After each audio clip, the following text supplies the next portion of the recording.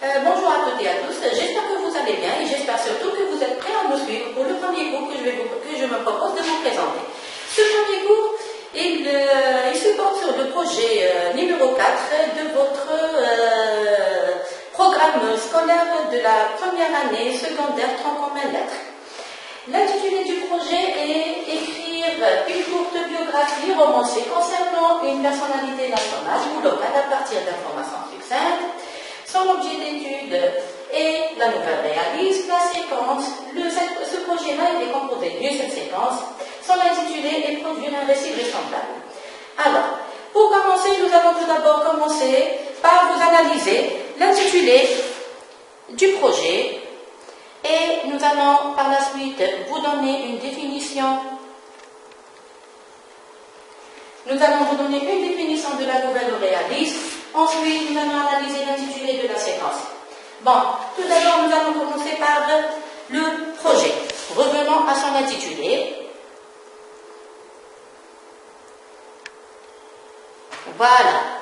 Bon, écrire une courte biographie romancée concernant une personnalité nationale.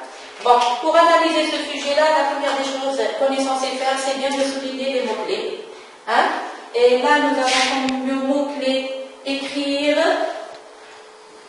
une courte biographie concernant une personnalité nationale ou locale. Ne vous en faites pas, je vais les réécrire ici. On va essayer donc d'analyser cet intitulé-là. Bon, nous avons, comme on vient de le dire, écrire une biographie. Par le mot écrire, on entend parler de produire un écrit.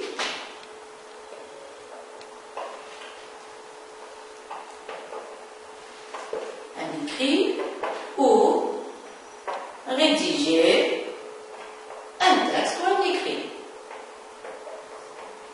Voilà. Par le mot biographie,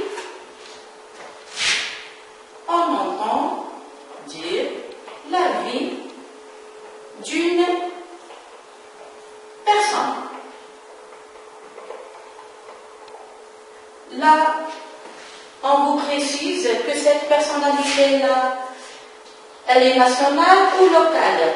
Donc, une personnalité nationale ou locale, ça veut dire une personnalité célèbre.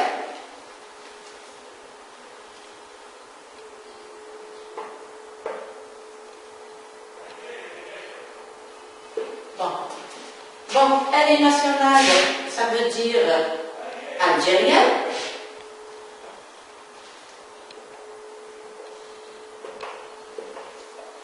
Donc là, on précise un petit peu. Ou locale, ça veut dire elle peut appartenir à une région.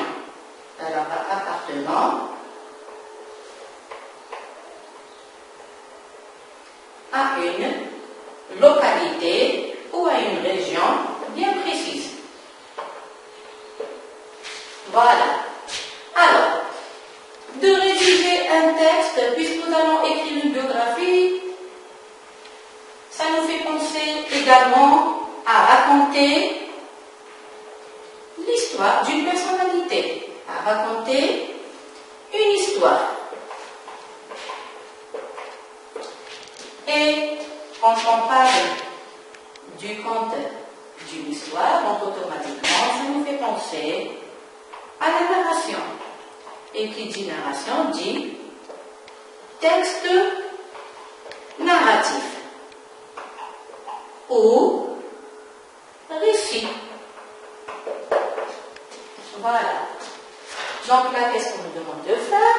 D'écrire une courte biographie romancée concernant une personnalité nationale ou locale à partir d'informations succinctes. C'est-à-dire, c'est à nous de vous donner des informations, de brèves informations sous forme de notes ou sous forme de petites expressions ou phrases nominales, et c'est à vous d'utiliser donc ces informations-là pour rédiger votre propre texte, à savoir la biographie. Revenons maintenant à l'objet d'étude, à savoir l'intitulé de notre projet était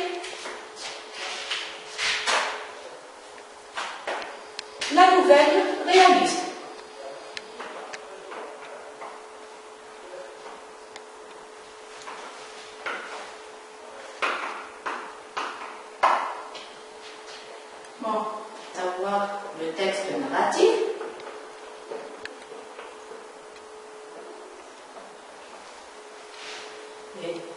Et puis on a dit, comme on vient de l'écrire ici, texte narratif, ça nous fait penser au récit. Et quand on parle du récit, ce récit-là, il peut être réel et il peut être irréel. Nous allons donner des types de textes que vous avez déjà vus concernant les récits réels. Au troisième projet, par exemple, donc, de votre programme de cette année, vous avez vu le fait divers.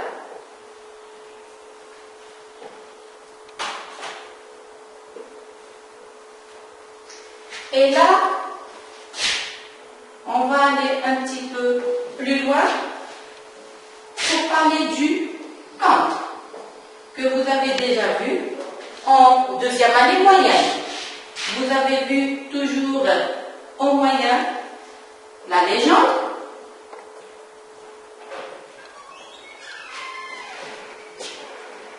qui s'écrit sous forme de récit irréel ou récit fictif.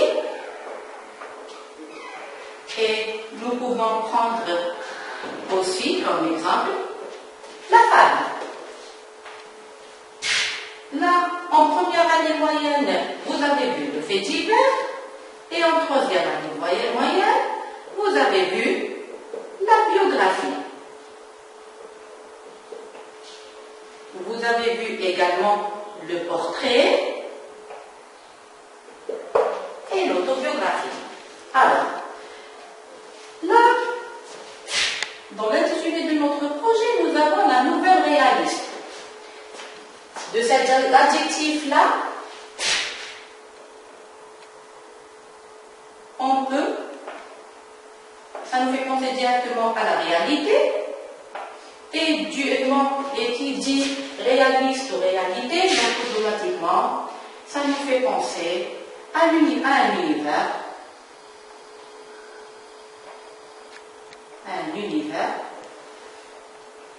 réel,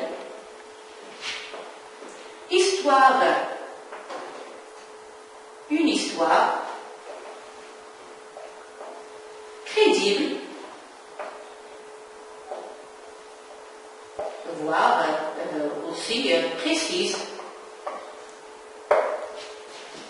Bon, ça peut être une histoire imaginée ou inventée par l'auteur, mais qui relève d'un univers réel, qui relève de la réalité ou qui est plus ou moins crédible. Bon, revenons maintenant à l'intitulé de la séquence, à savoir rédiger un récit vraisemblable.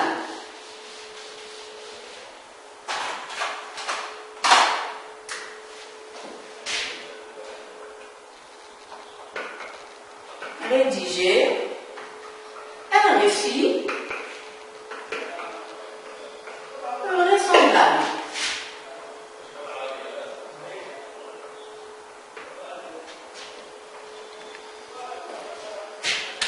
Le mot récit, on vient de l'expliquer, rédiger, donc c'est produire à l'écrit, c'est raconter. Nous allons nous intéresser là beaucoup plus à vraisemblable. Donc si on s'intéresse à l'analyse, à donner une définition au mot vraisemblable, on va dire que ce mot-là, il est composé de deux parties, de deux mots. Donc nous avons ici vrai et nous avons semblable. Voilà. Semblable qui est un adjectif. Donc ça vient du verbe sembler. Donc le texte que nous allons rédiger, on va dire que nous allons rédiger un récit qui semble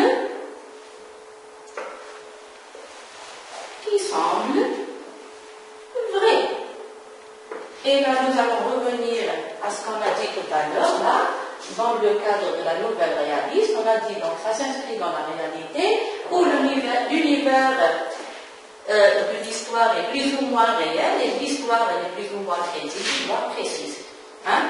Donc, le récit, là, il semble vrai. ça veut dire qu'il n'est pas vrai à 100%, mais on pourrait croire à l'histoire jusqu'à 50%.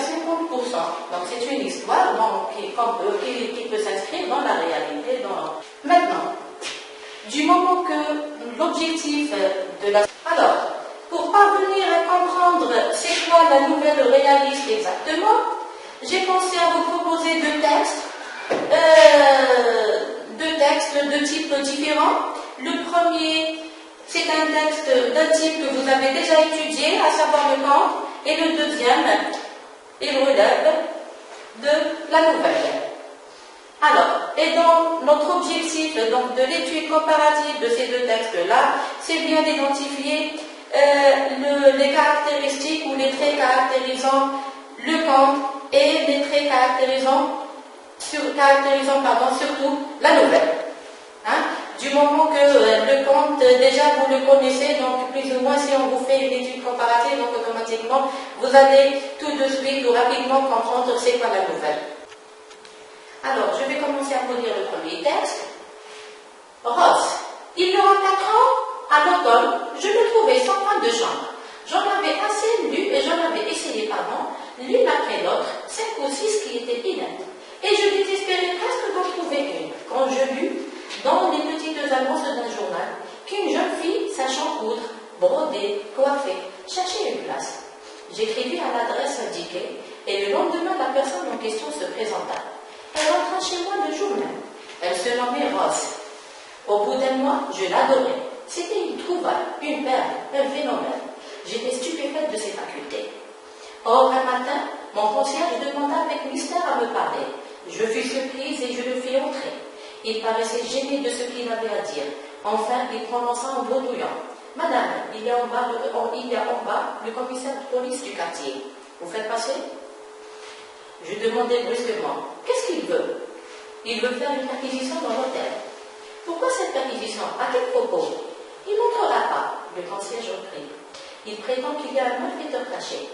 Cette fois, j'eus peur et j'ordonnai d'introduire le commissaire de police auprès de moi pour avoir des explications.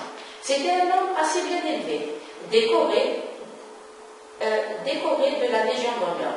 Il s'excusa, demanda pardon, puis il m'affirma que j'avais pas mis les gens de service et força. Je fus révoltée. Je répondis que je garantissais le domestique de l'hôtel et je le passai en revue. Il vit tout le monde, puis déclara. Ce n'est pas tout.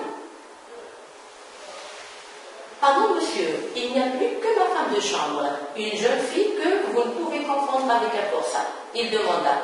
Puis-je la voir aussi? Certainement. Je sonnai Rose qui parut aussitôt. À peine fut-elle entrée que le commissaire fit un signe aux deux hommes que je n'avais pas vus cachés derrière la porte, s'y jetèrent sur elle, lui saisirent les mains et les lièrent avec les cordes. Je poussai un cri de fureur et je voulus m'élancer pour la défendre. Le commissaire m'arrêta. Cette fille, madame, est un homme qui s'appelle Jean-Nicolas Le Capet, condamné à mort en 1879 pour assassinat précédé de viol. Je passe maintenant au texte numéro 2. Il était une fois un homme qui avait une cervelle d'or. Lorsqu'il vint au monde, les médecins pensaient que cet homme ne vivait pas tant sa tête lourde et son crâne démesuré. Il vécut cependant, seulement sa grosse tête l'entraînait toujours, et c'était pitié de le voir se cogner à tous les meubles en marchant. Un jour, il roula du haut d'un perron et vint donner du franc contre un degré de marbre, où son crâne sonna comme un lingot. On le crut mort, mais en le relevant, on ne lui trouva qu'une légère blessure avec 2 ou 3 gouttelettes d'or caillées dans ses cheveux. C'est ainsi que les parents apprirent que l'enfant avait une cervelle d'or. Après la lecture de ces deux textes-là, nous avons quelques questions. On va essayer de répondre là-dessus. Alors, la première question. Les événements racontés relèvent-ils de la réalité ou de la fiction? On va répondre ici le texte 1 et texte 2. La deuxième question. La deuxième consigne, on nous demande de relever des personnages de chaque récit, de chaque texte. Troisième question, on nous demande de relever les indices de temps et de lieu. Et enfin, on nous demande de résumer chaque événement en une ou deux phrases. Alors, commençons par le texte numéro 1, celui de Ross. On a raconté dans le texte numéro 1, il relève de la réalité.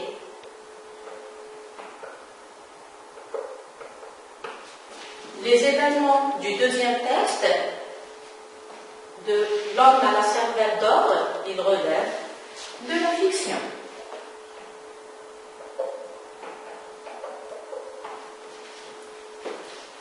Les personnages dans le texte A, nous avons la propriétaire de l'hôtel,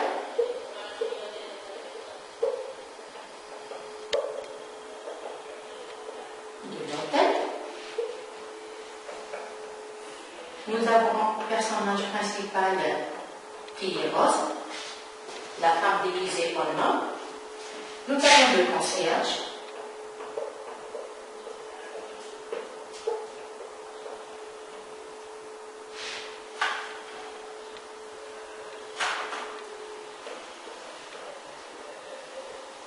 Nous avons le commissaire de la police.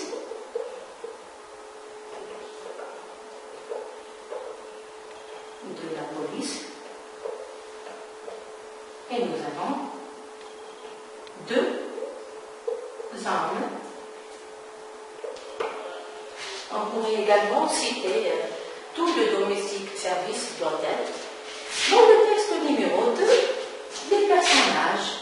Nous avons comme personnage principal l'homme à la cervelle d'or.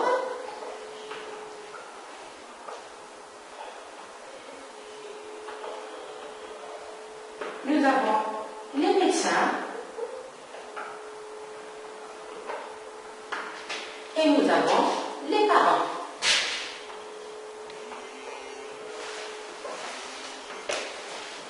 Alors, passons maintenant aux indicateurs de temps et de lieu.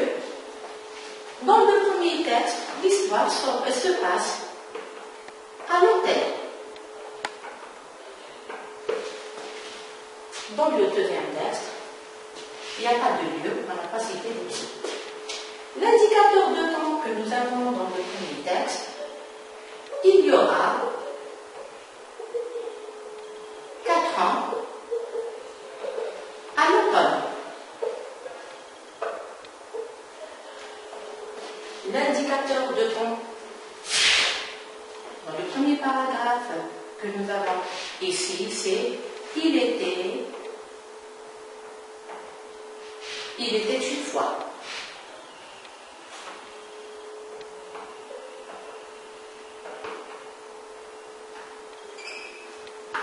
Il était une fois. Il y avait également là un jour. Et là, comme indicateur de temps, on avait un matin, on avait le lendemain,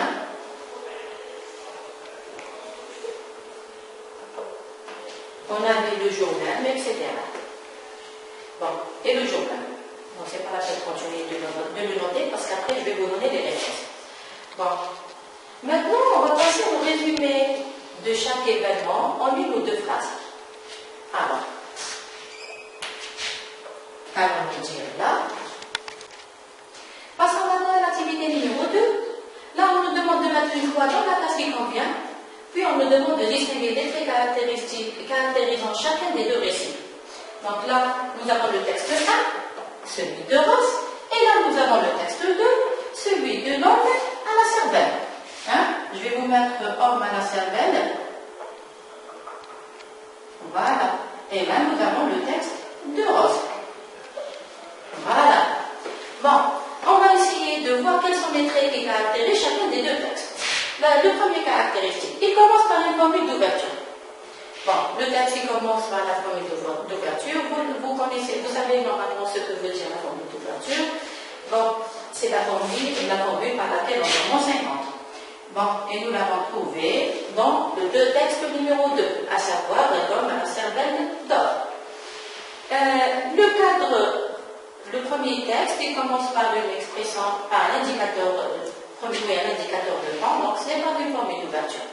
Le cadre spatio-temporel, il est précis. Alors, si on parle donc de l'espace et du temps, là, on vous dit que c'est précis. Dans le premier texte, on avait le lieu, l'hôtel. Et dans le deuxième texte, il n'y avait pas de lieu. Et là, les indicateurs de temps qu'on avait, on avait il y aura 4 ans, un matin, le lendemain, le jour même. Là, ça fait partie, donc, on va mettre la croix ici, dans le texte numéro 1, où le cadre spatio-temporel, il est précis. Nous avons hôtel et il y aura 4 ans. Dans le deuxième texte, on avait il était une fois, c'est pas précis. Donc c'est un indicateur de temps, oui, certes, mais c'est pas précis. Donc on ne met pas de croix. Passons au troisième trait. L'événement raconté est crédible. Donc, voire réel. Il s'inscrit dans la réalité, on peut l'inscrire dans la réalité. Là, quand on vous parle d'un homme qui a une cervelle d'or, là c'est faux. Par contre, quand on vous dit il y a un homme déguisé en femme qui travaille comme femme de chambre dans un hôtel, qui a fui la prison et tout, là ça fait partie. Donc on va plus ou moins dire que l'événement il est plus ou moins crédible. Hein? L'histoire ressemble un petit peu aux histoires qu'on peut rencontrer dans la vie quotidienne. Alors, 4. L'événement raconté est irréel. Bon, irréel ou l'événement ou fictif. Voilà. L'événement raconté est fictif. L'homme à la cervelle d'or, là, c'est un événement bon, qui tombe et là, on découvre que sa cervelle, elle est faite d'or. Là, c'est une histoire ou c'est un événement fictif, donc ça n'existe pas. On va mettre une croix dans le deuxième texte. Les personnages sont fictifs. À mon avis, bon, la propriétaire de l'hôtel, le concierge, le commissaire de la police, les agents de la police, Rose, un homme qui est déguisé en femme, là, ce ne sont pas des personnages fictifs. Par contre, si je parle de l'homme à la cervelle d'or, donc là, c'est un personnage fictif. Je mettrai une croix dans le texte, dans la case du texte 2. Les personnages possèdent les mêmes caractéristiques fondamentales des personnes réelles. Là, les personnages donc, qui ressemblent un petit peu aux personnages réels, c'est bien la propriétaire de l'hôtel, Rose, le commissaire de la police, le concierge et les agents de la police. Et non pas l'homme à la cervelle d'or. Bon, plus ou moins les personnages qui n'avaient pas de rôle dans le deuxième texte, qui ont peut-être les mêmes caractéristiques des personnes réelles. Bon, on avait les parents et les médecins. Donc les médecins, on les a considérés dans le conte comme des personnages qui ressemblent à des personnes réelles, mais n'avaient pas de rôle à jouer dans le conte, pour qu'on soit d'accord.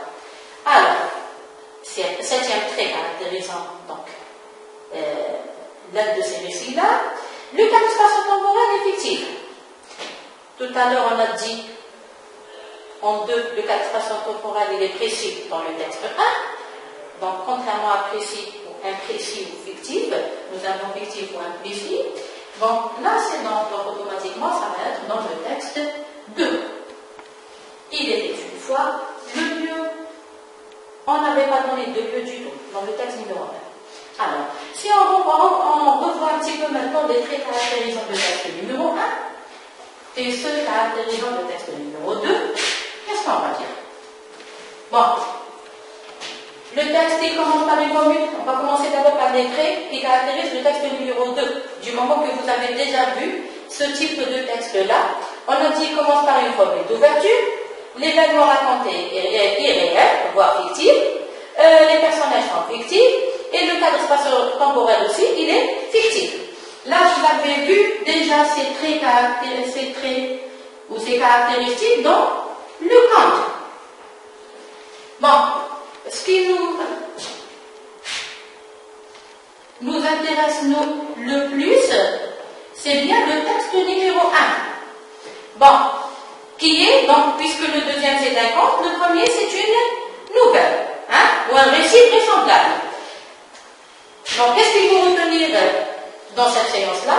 Que les traits qui caractérisent la nouvelle sont le cadre spatio-temporel qui est précis, l'événement raconté dans une nouvelle il est crédible, et les personnages de la nouvelle sont en général des personnes qui ont les mêmes traits ou les mêmes caractéristiques fondamentales des personnes réelles. Donc nous allons dire que le texte 1 est une nouvelle. J'espère que j'ai été claire dans l'explication, dans la présentation du projet. J'espère que vous avez pu avoir une idée sur la nouvelle. Je vous remercie pour votre attention.